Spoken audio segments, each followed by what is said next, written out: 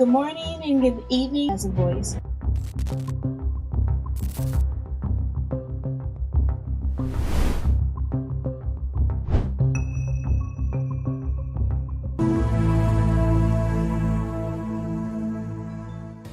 Good evening. My name is Kimberly Williams, and welcome to Rain Girl TV, the interview.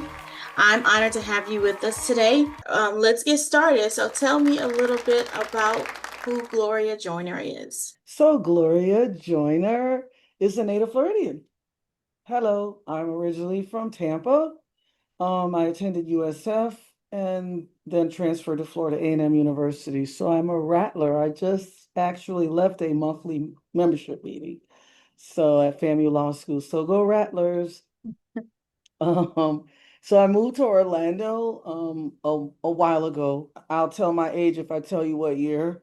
But me and my ex-husband bought a house on the east side of Orlando because I was intending to get my master's degree from UCF, but it didn't work out that way. So we wound up getting divorced, selling the house, and that's how I wound up in District 6, which is turning into 7.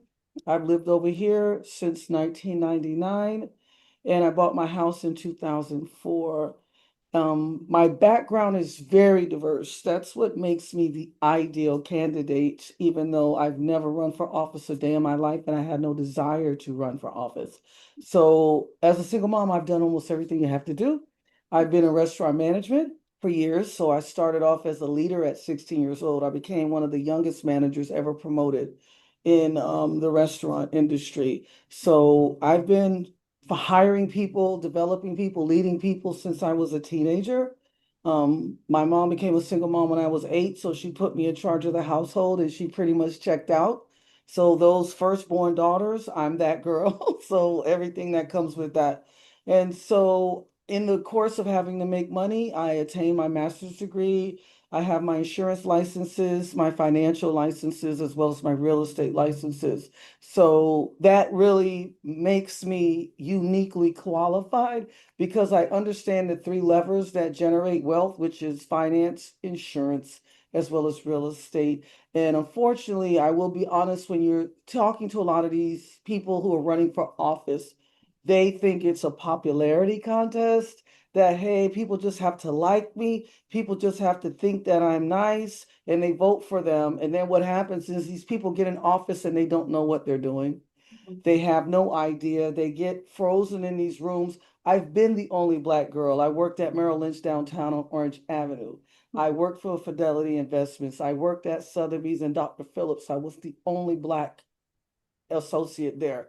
So I'm used to talking to millionaires every day. I'm used to being in awkward situations where no one's asking me my opinion and they're trying to talk over me. So I'm not afraid to challenge the status quo. What propelled me into this position? Well, let me ask you Yeah, this. Like, yeah, I go know ahead. we've met a couple of times.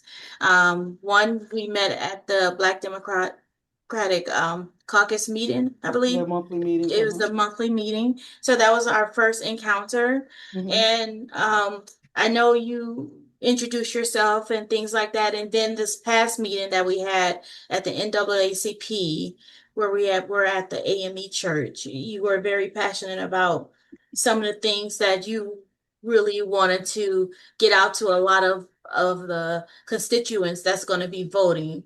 Now, I know there's a lot of confusion, and we were talking about like what are the most important things that people need to think about when they're going to the polls. And so I wanted to just touch base with you and just talk to you about what are some of the most important things that constituents need to know when they're going out to the polls about voting this election year for local Well, candidates. that's a great question. The first thing they need to know is your vote matters. If your vote didn't matter, why are they trying to take it from you? So don't be fooled. And I know because I'm out here every day talking to voters, and I'm getting a lot of voters who are apathetic because they have voted in the past and they believed what they were being sold by said politician at that time, in that year, in that election. And then when that person got in office, they spent the rest of their time preserving their job as opposed to doing their job. And so by the time you've done that election cycle after election cycle, and then someone comes out and says, hey, I'm really going to do something, then they kind of roll their eyes like, yeah, yeah, yeah, but look at my sidewalks. The number one thing people are upset about in District 7 is District 7 has fallen by the wayside Mhm. as far as development and our economics. Mhm. I live here. So I can tell you when I moved here, it was very vibrant. West Oaks Mall was our anchor. Everyone went to West Oaks Mall. It was the place to be, the movie theater. There was Now, a, is that's closed now, right? it's Or not closed, but it's like a wasteland. okay, got it. Sun Pass is there now, Okay, and all of these little miscellaneous shops. When I moved here, there was an Albertsons. They moved. There was a Publix in Rosemont. There was a Publix on Hiawassee, gone. Winn-Dixie's gone. The Aldi's just closed on Kirkman and Colonial, gone. There was a Longhorn there, and out, everything that was here has been moved to Winter Garden, Ocoee. So, and then they closed Frito-Lay without explanation. So there's not really any gainful employment for most of our residents. There's a lot of short-term so employment. all these grocery stores and businesses that's closing, have you guys went to the city council meetings to, like, do you guys have city council meetings? I'm still kind of getting acclimated to how Well, things work here in but Florida. that's the point I'm bringing up because you have certain committees like the Pine Hills Community Council. Hmm. I volunteered, teaching Zumba, but I never got actively involved. And I'm just going to be honest, a lot of these local organizations, there's no shade against one or the other. I didn't see what they were doing. You know what I'm saying? I saw us losing things one by one. It, Okay, the only time people really came out is when the Evans issue came up because they were trying to move the Evans High School out of our district got because it. then we'd have no high school essentially in our district. So that was fought. I'm gonna be honest, until I voted for Maxwell Frost and he won the election, I'm just now starting to see the most capital projects that I've ever seen before on Pine Hills Road and Silver Star. So I will tell you what I believe keeps happening is we keep voting for people we like Yeah. that get into office and then they do what's best for them. They don't care. I hear from the constituents because I'm going door to door in Ola Vista, Eatonville, all these places, and they say the same thing. You're the first candidate we've seen. We never hear any candidates. And when we call them and email them and reach out to them because of this infrastructure issue or this matter, they never get contacted. Like, for example, District 7 has the highest number of septic systems. Oh, wow. Right. And it's not a coincidence that the complexion of District Is 7. that a primarily black neighborhood where that's going on at? Okay, and that's Yes. a problem. So there seemed like there should be like a organization or a group that can get together to maybe actually start, working to fix this, Well, because see, that's the issue. There are processes and there are programs in place okay, that can meet all of these needs. But if you don't have the right leadership driving that and making sure that departments are held accountable, people who, for example, infrastructure, when they call 311, and no one comes for weeks. And then they call their county commissioner. That's a problem because that county commissioner, which will be me, will have a point of contact at 311. Because when I get in office, we're going to have meetings with all these different agencies because I'm going to let them know there's a new sheriff in town and I'm going to hold you to account. And I want a point of contact person. So if one of my constituents calls or emails and says, hey, there have been mattresses over here, or there's grass over here, or it's unsafe over here. There's a broken street light over here. I'm going to say, we have it under control. It'll be taken care of by the end of the day. And then I call my person. Because when I worked in Dr. Phillips, this is something you never saw in Islesworth, Windermere. When I lived on the east side, you didn't see it in Baldwin Park. You so it's understand? just happening in the black neighborhoods primarily. Well, it's an economic issue. So Okay, black and brown neighborhoods black that and brown the neighborhoods. houses Okay. fall under a certain price point, they get representation that get in there and just maintain the status quo. They don't go to the bat to the mat for their constituents. It's Mhm. almost like they took this as, something to do to get perks. Okay, so let me ask you, what are the top three items facing the community and how would you address the top three? So when we point a constituent to look at this video, what are the top three issues that is like really important to you? Well, I would say what's important to me, what I'm hearing repetitively, when I'm Okay. talking, the number one thing I'm hearing across the board is our infrastructure. So, Okay. like, if you go to Edenville, it's like a ghost town. That's why I don't understand how the former mayor is even running for office for District 7, because all the businesses are boarded up, the sidewalks are broken. Same thing in Orla Vista with the flooding when there's a hurricane. Same thing in Pine Hills with, the sidewalks. They're doing a lot now. So the biggest thing is the fact that the infrastructure dollars that come into the community, what happens is politicians direct them to main corridors. You Okay. know what I mean? The flashy, shiny thing that people see. So they direct it to where the highest traffic volume is, instead of understanding there is no District 7 without the people who live in District 7. So in order to make District 7 amazingly great, you have to support the residents. So you got to make sure the people who live there can actually thrive. So you got to make sure they are good with where they are. That's like the number one issue that I hear. Of course, house affordability is another thing with the rent prices. My insurance license gives me a deeper understanding of the insurance policy that is driving why Florida is in the top 5 for the highest insurance premiums. And they just did a story and that's not my district, but just to see how horrible is happening in the villages. They just did a story saying that they are having record foreclosures. Florida is number one in the United States for foreclosure.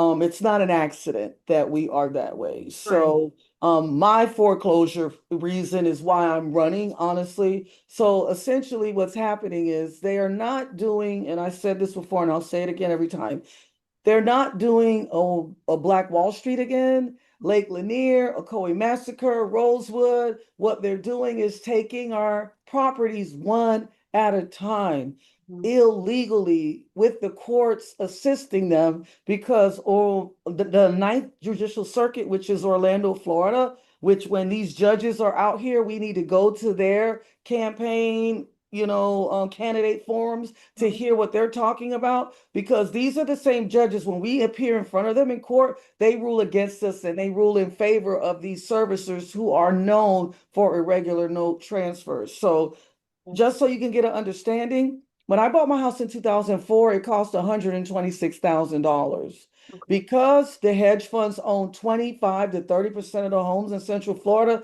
the average price in Central Florida is $535,000. So my 32-year-old son can't afford to buy a home. I think you brought this up at the meeting on Saturday as well. Yes, Who- and they're trying, and the lawmakers that are playing in our faces are saying, "Oh, we have a house affordability problem because we lack inventory." Why do we lack inventory? Because these hedge funds are manipulating the real estate market by buying these houses, keeping them off the market to make it appear that there's scarcity. So they're driving up the prices to enrich their investors in the hedge fund. And then about 10 years from now, they'll bring the houses out when the whole market is so unaffordable that no one can live here. I honestly think they're trying, this is me being as blunt as possible. I think they're trying to take us back to a time when they were like sharecropping, where they own everything and we are just enslaved to have to work. Why else are they suppressing wages? That's another thing I'm hearing, I'm going to tell my age. My first job I got in 1985. Minimum wage was 3.35 Mhm. in 1985. Right. I was a teenager. I wasn't old enough to work. My mom doctored my birth certificate. So I wasn't old enough, but I had to get my money. So imagine in 2026, 41 years later, the minimum wage is $7.25 an hour. So that is the artificial suppression of wages. The former president of the AFL-CIO said if wages were keeping with inflation, minimum wage would be $30 an hour. So why are we accepting this? I Why agree. are you allowing it? 100, I 100% agree with you. So what do you feel would be the third uh, thing that you would tackle once you became District 7 commissioner? Well, another thing is you got a lot of trap houses, like the code enforcement situation, Okay. safety, public safety, the perception of public safety, Mhm. because I don't want to live somewhere where there are homeless people or drug addicts or, people of questionable, and I'm not saying everyone that I just mentioned are those types of people, but if I Absolutely was, not, but you want to feel safe. So I yeah, get that. Everybody wants to feel safe. And that's how, you're able to increase the property tax. Well, not property taxes, but, people who own homes. That's how their home value go up. So you want the neighborhood to be presentable and safe. exactly. So what happens is, you're suppressing wages in a predominantly black and brown areas where the jobs here maybe are paying $12, $13 an hour, but the rents are $2,000 a month. So they can't afford to live here. Then transportation costs. If you can't afford a car, gas is out of control. If you can and you have to catch the bus, our transportation is so inefficient. You know what I mean? So it takes hours to get to your job. If you work at Disney, my son used to work at SeaWorld. He would catch his bus on Powers Drive, and it would take him 2 hours to get to work every day. You know what? In talking to someone over the weekend, they brought up that fact that the transportation system here is really horrible and Mhm. it's very inefficient. So I It's think by you're making design. It's by 2 design. hours is a long time Yeah, to. to get to SeaWorld, a 30-minute ride takes 2 hours. So those are honestly the biggest thing is to have a leader come in there Mhm. who understands the black and white. When they're giving me a piece of paper, I actually understand what I'm reading and I understand the fine print and I understand when you're trying to disenfranchise my constituents and I'm not going to sign off because you may give me magic tickets or I'm not going to sign off because company A is going to contribute $1,000 to my campaign, or they're going to give me something in return. Because I think what people are forgetting, and I said this at the event that the AKAs had the other night, I said to the audience, remember, you're the boss. Our constituents are the bosses and we are the employee. I am the servant leader to you. So when you're talking to candidates, you need to be looking at them as if you're having a job interview, Absolutely. not It- as whether or not they make me feel warm and fuzzy inside. I like them. I Mhm. like how they talk. I like their laugh. Or, people didn't like Kamala Harris because of her laugh. Like, Yeah. I think So they would be welcoming her laugh right now. You know what I'm I saying? absolutely. I mean, because the country is in a shit. Well, we're in a You can we're in say it. You can say we're it. we're in a bad situation right now. So how, like, as far as like your viewpoints and with residents, how do you plan to engage with those residents who have different viewpoints, and how would you be able to bring them into the fold of some type of understanding? Yeah, we don't agree about this, or personality clashes or what have you. How do you plan to engage those residents? Well, because I'm the HOA president of my subdivision, and this happens quite a bit, where resident A wants this and resident B's like, I don't agree. And also because I worked in the restaurant industry, I've managed people from the age of 14 to the age of 80, people who were taking care of their families and teenagers who were just using it to go to the mall. You know what I'm saying? So whether the person was white or LGBTQ, it didn't matter. My perspective, and because I also was a social worker, I used to work for the Department of Children and Families as a foster care case manager. And so my biggest thing is I look at everyone with dignity and respect. So I don't feel like person A's views are superior to person B's views. It's my job to get everyone to understand how when you win, we win. When Mm. he wins, she wins, we all win. It's not a competition. We got to stop letting these rich white guys in DC divide us by saying it's the Mexicans stealing our jobs or it's the Haitians stealing our jobs. First of all, no one stole our jobs. All these rich white guys sent them overseas. and they face no corporate penalties, no financial penalties. So when we get a phone call to one of these servicers we're dealing with, whether it's Spectrum, whether it's Comcast Cable, or whether it's T-Mobile or Verizon, we're talking to someone in the Philippines, we're talking to someone in India, we're talking to someone, and they weren't held accountable for that. You know what I mean? They weren't held accountable for that. And so they get on TV and play in everyone's face and says, no, it's black women who are stealing your jobs. It's the black people. It's the this, it's the that. No, rich white guys sent your jobs overseas, period, full stop.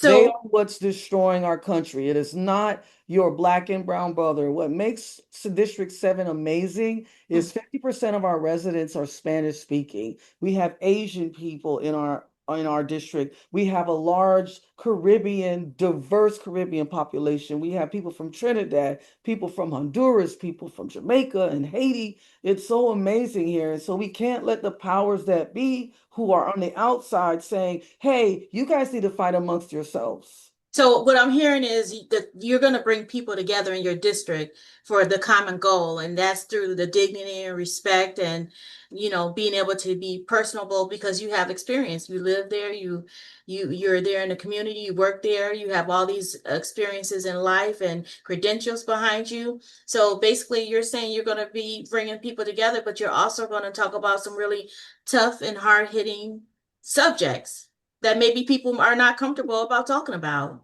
Exactly. One of the things I did to bring my community together when I had the time, I actually had a block party Oh, for our wow. subdivision. So that, and I like block parties. it took me having to go door to door to get every neighbor. What are you going to bring?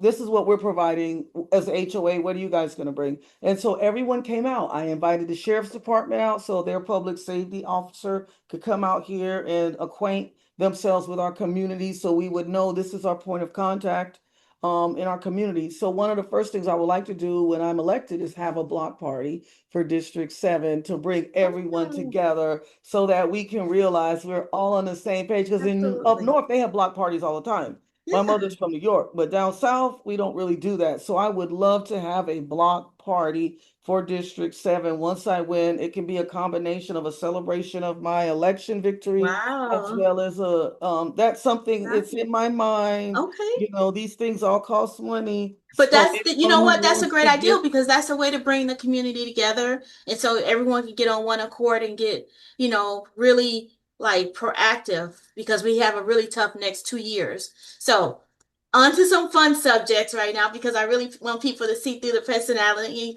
By the way, you look very beautiful tonight. thank Um, you. I want to find out, do Vice you, versa.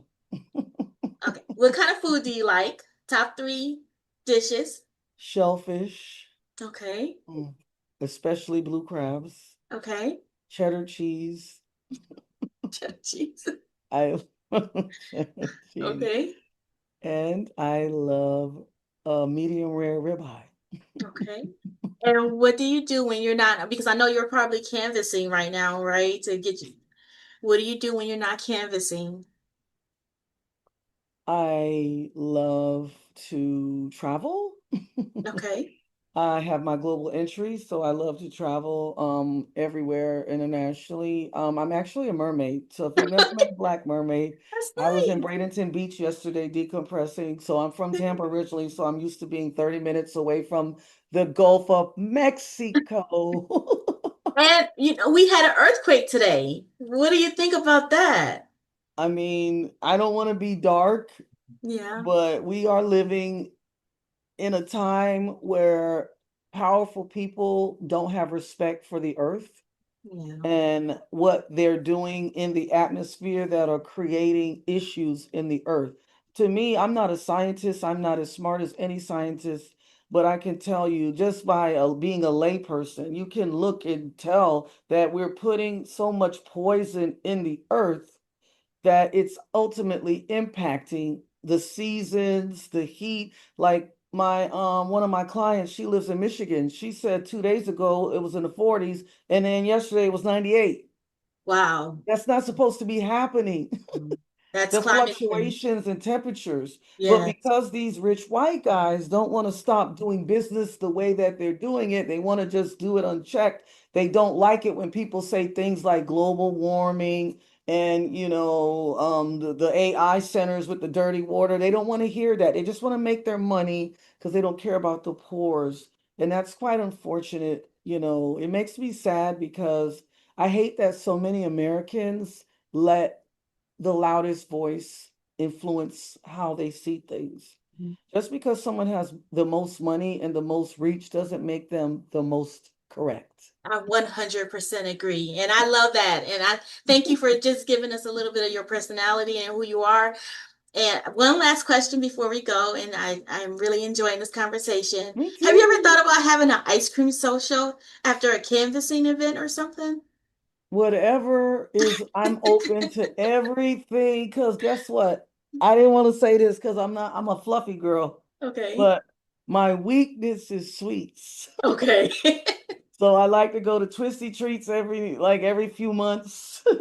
I love Okay. cakes and pies and cookies. There's a cake guy in another district, the old school cake guy. He makes a banana pudding cake. I have to see him once every 6 months because he said, I don't see you like that. Because, dude, I'm trying not to be as fluffy. I'm trying.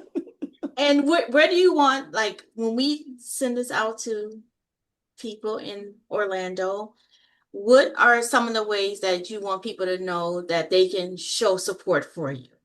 Do you have a page? Like, could you share your Facebook page, your Instagram page, all the pages, any dates that you have coming up where people can come out and meet you? Well, number one, my website is www.vote, the number four, joiner.com. So voteforjoiner.com, you can click on the volunteer button. We always need boots on the ground, as they say. So like last Wednesday, we were canvassing and we're going to canvass again this Wednesday at 4 o'clock. So if you want to meet with us, we're meeting at the Eatonville Library at 4 p.m. this Wednesday to go canvassing. The second thing is there's a donate button on there as well. You can click donate. I'm a grassroots organization. So essentially that means I'm not corrupted by corporate money. I'm doing what Obama did, $1 at a time, $5 at a time, one person at a time. There's 168,000 registered voters in District 7. If every one of them gave me $1, that's all the money I would need for my campaign. And then Wow. so that's the way they can help me, for sure. I already have my campaign kickoff event, but once all of the dust settles, because Friday at noon is the end of qualification for everybody that's running for election in the whole entire of Orange County. So Okay. if they haven't qualified by ballot, by affidavits or money, they are automatically withdrawn. So right now there are 5 of us who Okay. actually qualify um Perfect. for it. So I really need people to want to do phone calling or go out or go to the Orange County Democratic Black Caucus monthly meeting, because they need to get the word out because guess what? Every time I go out, no one knows District 7 is even a thing. Right. You know what I mean? They So, don't even know it's existing. So they don't know that the mail-in voting has changed because these Republicans have made it that every time there's another election, you got to re-register for mail-in voting. You know what I mean? So well, we're on a countdown now. So it's been an honor and a pleasure speaking with you. And the I pleasure's been hope mine. that you enjoy sharing with me and sharing with the audience who you are. And I'm wishing you the best of luck. As I said, I'm coming from an unbiased place here, but I really like and enjoyed having this conversation with you. So we're going to just tell everyone, see you next time on an interview. Thank you, Gloria, for coming in today on the interview, and everyone have a great night. I need your vote. Thank you.